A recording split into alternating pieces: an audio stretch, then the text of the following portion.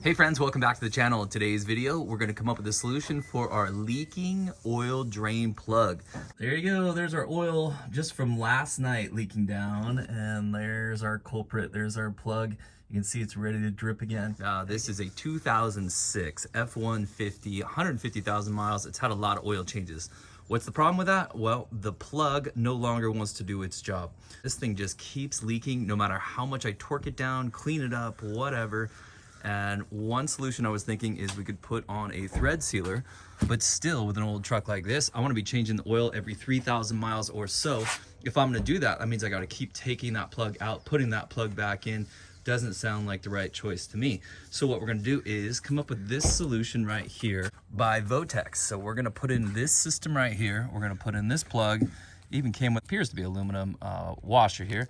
So we'll put that on there. This is gonna stay sort of permanently on our oil plug, as our oil plug. And it's got this cap when it's not being used. And then we hook up this hose system right here and it'll drain our oil. I know a lot of people are putting these in to make the oil changes cleaner, and so you don't have oil going all over the place. So let's take a closer look at how this system works. You can see this is a little valve here at the end. And this part here, this inner part, can be pushed in with a little spring system. So if I push it in with my finger, you can kind of see how it works. Going in, oil's gonna come out of there, and then it locks back in. It also has this cap here. This cap is really not designed to keep the oil from leaking out, although I suppose that would work if a small amount was leaking. But it's really this system here that should keep our oil from coming out when we're not trying to drain the oil. We're gonna use a small amount of this sealant. And again, we're gonna put this on here, on this side of the threads here, right? No sealant on this side needed. We will hopefully never have to take this out again. Or if we do, hopefully it's years from now. Take a look in the description down below and I'll put links to everything we're gonna use today. All right, let's take a look underneath the truck. There you go. There's our oil just from last night leaking down, and there's our culprit. There's our plug. You can see it's ready to drip again. And again, this thing, it's cleaned up. It has a crush washer on it, new one, and it is cranked down way more than it should be, to be honest with you. But that is just an attempt to get it to stop leaking. So let's take that out. Let's empty the oil. Let's clean it up, and let's try out our new system. Let's take that off. Now this oil, I just replaced it not long ago, about 1,000 miles, maybe even a little bit less than that. But I just need to get a better system in here. So even though it's really not time for an oil change, we're gonna do one anyway. This is a 7/8 and it fits it pretty darn well. That seems to be the ticket right there. And so that's what I'm gonna use with my socket. Okay, I got a nice amount of thread sealant going around those threads there. Let's clean it up and let's install this. Okay, we're hand tight, and just a reminder, make sure that you use that provided washer. And let's torque it down.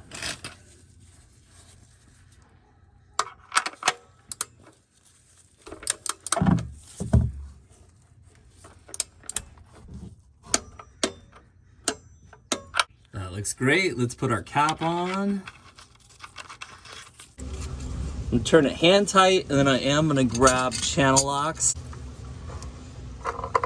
This thing's really nice though. You can see it has a pretty low profile, so it's not hanging way down. There's no valve that could get like hit and turned on and all of a sudden your oil's going all over the place. So I do like the way this system is set up. All right, let's give it overnight. We'll fill it up and let's see if it's leaking. Of course it won't be leaking. Okay, it has been a week since I've installed this. Not a single drop. It is perfectly cleaned off.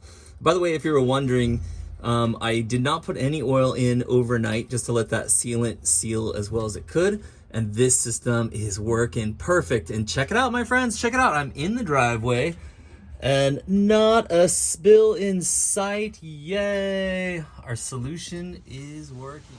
Okay, it's been about a month, and let's go ahead and do an oil change. Now, I'm not quite due for one, but I want to clean out this oil anyway because I'm not sure when the last oil change was done, so we'll do it a little bit early. But hey, here's good news. Look at this.